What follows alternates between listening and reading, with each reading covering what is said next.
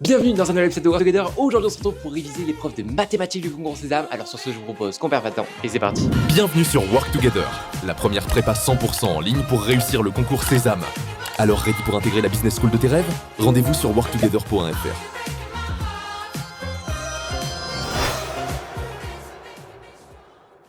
Dans une compétition équestre, 9 chevaux prennent le départ. De combien de manières différentes peut-on pronostiquer le classement des deux premiers franchissant la ligne d'arrivée en tenant compte évidemment de l'ordre d'arrivée? Première proposition 54, deuxième proposition 72, troisième proposition 81 et dernière proposition 90. Et la bonne réponse attendue ici était la réponse B. On doit trouver le nombre de façons de pronostiquer les deux premiers chevaux avec ordre pris en compte. C'est donc un arrangement de 2 chevaux parmi 9 et on a donc 9 choix pour le premier, 8 pour le deuxième, donc le total est donc de 9 fois 8 égale 72 possibilités, et c'était donc bien la réponse B. Combien de zéros consécutifs termine le produit de tous les nombres entiers compris entre 1 et 25 inclus? Première proposition 4, deuxième proposition 5, troisième proposition 6 et dernière proposition 7. Et la bonne réponse attendue ici était la réponse C, on cherche le nombre de zéros à la fin de 25 factoriel.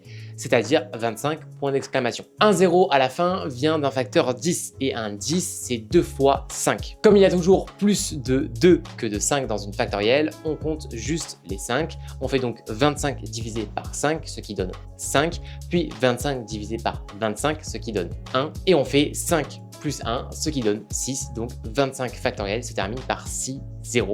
C'était donc bien la réponse C.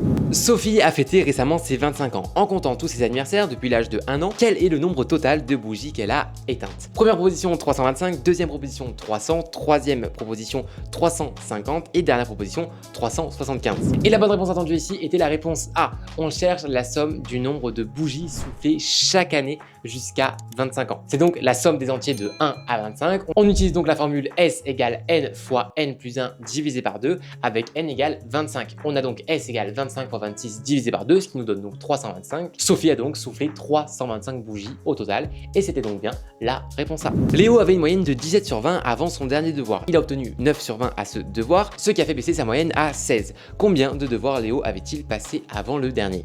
Première proposition 5, deuxième proposition 6, troisième proposition 7 et dernière proposition 8. La bonne réponse attendue ici était la réponse C. Léo a eu 9 sur 20 à son dernier devoir, ce qui a fait baisser sa moyenne donc à 16 sur 20. Avant, il avait 17 sur 20 de moyenne. Donc on cherche combien de devoirs N il avait fait avant. La somme de ses anciennes notes est donc 17N. Avec le nouveau devoir, la somme devient donc 17N plus 9 et il y a N plus 1 devoir.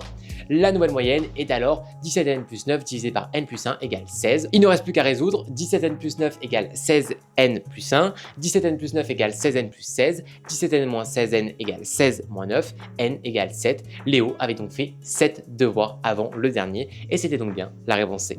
Aurélien a lancé un dé à 6 faces 11 fois. Voici ses résultats. 5, 2, 3, 6, 4, 5, 5, 3, 6, 4, 5.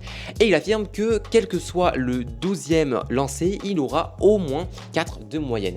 Est-ce que Aurélien a raison? Première proposition, oui, Aurélien a raison. Deuxième proposition, non, Aurélien a tort. Troisième proposition, cela dépend du résultat du 12e lancé. Et dernière proposition, on ne peut pas déterminer avec les informations fournies. Et la bonne réponse attendue ici est la réponse A. On va donc additionner les résultats des 11 premiers lancés, ce qui nous donne donc 48. Et pour avoir une moyenne d'au moins 4 après 12 lancés, il faut que la somme soit au moins 48. Mais la somme est déjà 48, même s'il fait 1 au prochain lancé, la somme sera 49 et la moyenne sera 49 divisé par 12, soit environ 4,8. Donc Aurélien a raison, il a déjà atteint son objectif, c'était donc bien la réponse A. Et c'est ainsi que j'achève cet épisode de Work Together édition mathématiques. N'oublie pas, si tu veux aller plus loin dans ta préparation au concours Sésame et maximiser tes chances de réussite pour le jour J, sans pour autant te perdre dans des livres obsolètes ou ni même des prépas privés hors de prix, tu peux cliquer sur le premier lien en description pour rejoindre Work Together Premium dès aujourd'hui. Sur ce, on se retrouve dès la semaine prochaine pour de nouvelles vidéos. C'était Julien, à bientôt.